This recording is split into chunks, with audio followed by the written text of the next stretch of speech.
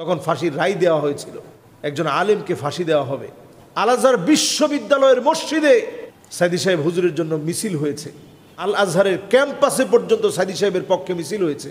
110টা দেশের ছেলেরা ওই মিছিলে অংশগ্রহণ করেছে। আর একটা বছর যদি উনি বাঁচতেন, আজকের দিনটা উনি দেখতে পেতেন। তিনি কসম করে বলেছিলেন, আমি রাজাকার নই। এই গণজাগরণের পিছনে একটা শব্দই কাজ করছে, সেটা হচ্ছে রাজাকার। এক ভাইয়ের প্রশ্ন যে আল্লামা সাইদির বিরুদ্ধে বিগত সরকারের আচরণ জুলুম নয় কি? আল্লামা দেলোয়ার হোসেন সাইদি রাহিমাহুল্লাহ তিনি চলে গেলেন। কতটা কষ্ট পেয়ে তিনি বিদায় নিয়েছেন, কতটা কষ্ট তিনি পেয়েছেন দীর্ঘ সুদীর্ঘ 13টা বছর জেলের ভিতরে, কিন্তু এটা বুঝতে দেননি তিনি আমাদেরকে কখনো। আপনি দেখবেন ইন্তেকালের আগের দিনের যেই ভিডিওটি সারা পৃথিবীকে কাঁদিয়েছে।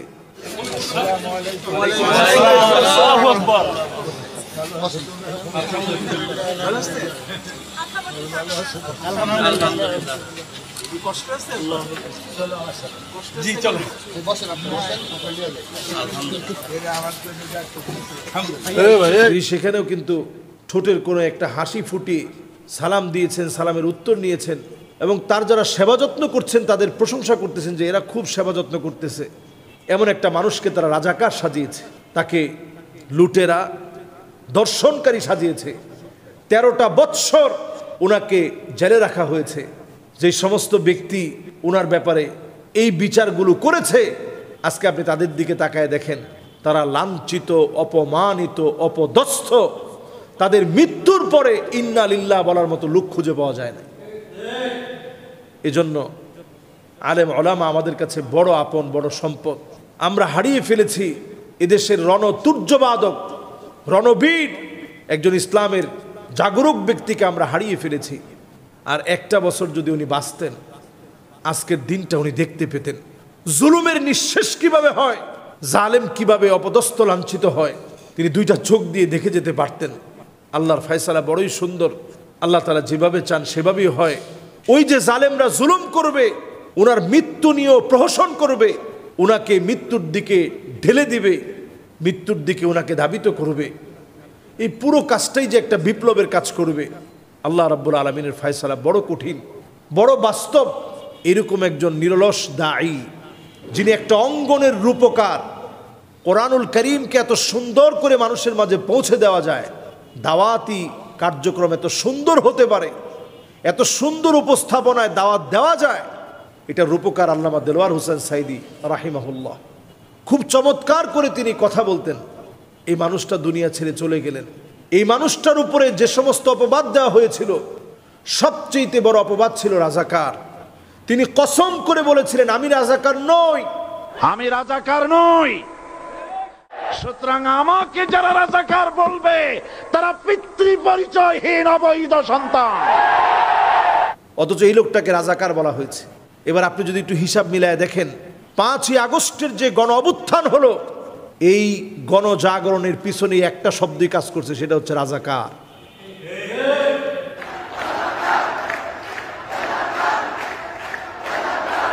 এই একটি শব্দ ছাত্রদের চেতনার ভিতরে আগুন ধরায় দিয়েছে, সারা দুনিয়ার বাংলা ভাষাভাষীদের ভিতরে আগুন ধরিয়ে দিয়েছে। এই একটা শব্দ, শব্দটা রাজাকার। এক শব্দ যখন উচ্চারণ হয়েছে, আমি এবার আন্দোলনের সময় মিশর ছিলাম প্রথম, মিশরে পর্যন্ত ড্রাইভার আমার নিজে বলতেছে, ড্রাইভার রাজাকার। আমি অবাক হয়ে গেলাম, এই শব্দ সে কোত্থেকে শিখছে? সারা ওয়ার্ল্ডের মিডিয়াগুলো এটা প্রচার করেছে, ছাত্রদেরকে যারা রাজাকার বলেছে এরাই আসলে রাজাকার। এজন্য এই একখান শব্দ, যেই শব্দ দিয়ে আলেমদেরকে কষ্ট দেওয়া হয়েছে, দাড়িওয়ালা টুপিওয়ালা মানুষকে যারা কষ্ট দিয়েছে এই শব্দটা দিয়ে, যে এরা চেতনা বিরোধী, এরা রাজাকার, এই একটি শব্দ দিয়ে আলেমদেরকে কষ্ট দেওয়া হতো। কিছু হলেই বলতো রাজাকারের বাচ্চা, কিছু হলেই বলতো এরা রাজাকার। এই একটি শব্দ জপতে জপতে যখন জপাটা বেশি হয়ে গেছে, আল্লাহ তাআলা এই শব্দ দিয়ে ধরে ফেলছে।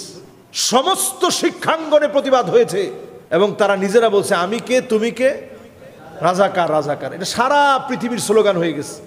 আপনি সৌদি আরবের কিছু ভিডিও দেখবেন, দোকানের ভিতরে তুমি কে, আমি কে, তুমি কে, আমি কে, যে মানুষটা আরবি জানে, আরবি বলতে পারে, বাংলা বলতে পারে না, সে পর্যন্ত এটা স্লোগান দিচ্ছে। কেন? কারণ এই শব্দটা আল্লাহর কাছে এতটা ঘৃণিত হয়ে গেছে। এই ঘৃণিত শব্দটা ছিল তাদের মুখ থেকে বলা আমাদের জন্য সবচেয়ে বড় গালি। কিন্তু এই গালিটা এত বড় পাওয়ারফুল হবে তারা জানে না, এটা তাদের পতনের কারণ হবে তারা জানে না। এটা ছিল হুজুরের প্রতি তাদের সবচেয়ে বড় জুলম। উনি চলে গেছেন, ওনার রেখে যাওয়া কর্মগুলো এখনো আছে, উনি মানুষের কাছে স্মরণীয় হয়ে আছেন। মানুষ এখন শোক দিবস বাদ দিয়ে এই দিবসটাকে এখন আল্লামা সাইদী সাহেবের ওয়াজের মধ্য দিয়ে কাটাচ্ছে। আমরা দেখেছি এবার সারা বাংলাদেশে বড় বড় প্রজেক্টরে ওয়াজ লাগিয়ে লাগিয়ে এই সময়টাকে কাটানো হচ্ছে। 14 আগস্টে সারা বাংলাদেশে মানুষ ওয়াজ শুনেছে, বাসায় ওয়াজ শুনেছে, মোবাইলে ওয়াজ শুনেছে, প্রজেক্টরে ওয়াজ চালিয়ে রেখেছে। এভাবে একজন আল্লামার স্মরণ, একজন আলেমের স্মরণ মানুষ করছে। চিন্তা করেন একটা মানুষকে আল্লাহ কতটুকুন ভালোবাসে, এটার প্রমাণ কিন্তু এটি। জালেম দীর্ঘদিন জুলুম করে যে নামটা মুছে দিতে চেয়েছে, কবরের নেম প্লেট থেকে যাদের নাম মুছে দিতে চেয়েছে, কবরের উপরের নামগুলো যারা ভেঙে দেওয়ার জন্য অপচেষ্টা চালিয়েছে, সে মানুষগুলোকে এখন মানুষ চিরস্মরণীয় করে স্মরণ রাখছে। আর যারা নিজের টাকা খরচ করে নিজেদের নাম ছবি জায়গায় জায়গায় লাগিয়েছে, তাদের ছবি নাম টেনে হিসড়ে মানুষ এখন ফেলে দিচ্ছে। এটাই প্রমাণ আল্লাহ যে সম্মান দিতে চান ওই সম্মান কেউ ছিনিয়ে নিতে পারে না। আল্লাহ যে সম্মান দেন ওই সম্মান জালেমরা জুলুম করে কখনো নিভিয়ে দিতে পারে না।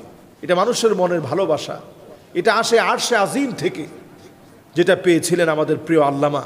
জুলুমের শেষ ছিল না, কিন্তু জালেমরা ওনার নামকে নিশ্চিহ্ন করতে পারে নাই। আল্লাহ রাব্বুল আলামিন বিশ্বময় ছড়িয়ে দিয়েছে। এক সময় তিনি বাংলা ভাষাভাষী মানুষের কাছে সুপরিচিত ছিলেন। এই জালেমদের জুলুমের কারণে মিশরের জাতীয় পত্রিকাতে নিউজ হয়েছে, জাতীয় পত্রিকাতে নিউজ হয়েছে, আমাদের ছাত্র জীবনে আমরা দেখেছি। আল আজহার বিশ্ববিদ্যালয়ের মসজিদে সাইদী সাহেব হুজুরের জন্য মিছিল হয়েছে। শুধু আল আজহার বিশ্ববিদ্যালয়ের মসজিদে না, আল আজহারের ক্যাম্পাসে পর্যন্ত সাইদী সাহেবের পক্ষে মিছিল হয়েছে। সেখানে বিভিন্ন দেশের 110টা দেশের ছেলেরা ওই মিছিলে অংশগ্রহণ করেছে। 110টা দেশের ছেলেরা, বিভিন্ন দেশের ছাত্ররা নিজেরা অনুপ্রাণিত হয়ে মিছিলে নামছে। একজন আলেমকে ফাঁসি দেওয়া হবে, তখন ফাঁসির রায় দেওয়া হয়েছিল। এরপরে আল্লাহ রাব্বুল আলামিন সময়ের পরিবর্তন দিয়েছেন, আল্লাহ রাব্বুল আলামিন ওনাকে চিরস্মরণীয় করে রেখেছেন। আজকের এই ছোট্ট কথা থেকে যদি বলি, জালেম জুলুম করে কখনো কখনো মাজলুমের কিচ্ছু করতে তো পারেই না, বরং মাজলুমের দাম আরো অনেক গুণ বাড়িয়ে দেয়। আল্লাহ রাব্বুল আলামিন আমাদের প্রিয় আল্লামার দাম দুনিয়া আখিরাতে বৃদ্ধি করেছেন, এমনটাই আমাদের কামনা। আল্লাহ তাআলা যেন ওনার শাহাদাতকে, ওনার মৃত্যুকে শহীদি মৌত হিসাবে কবুল করে জান্নাতে যেন আল্লাহ উচ্চ মাকাম দান করেন। পড়েন আমিন।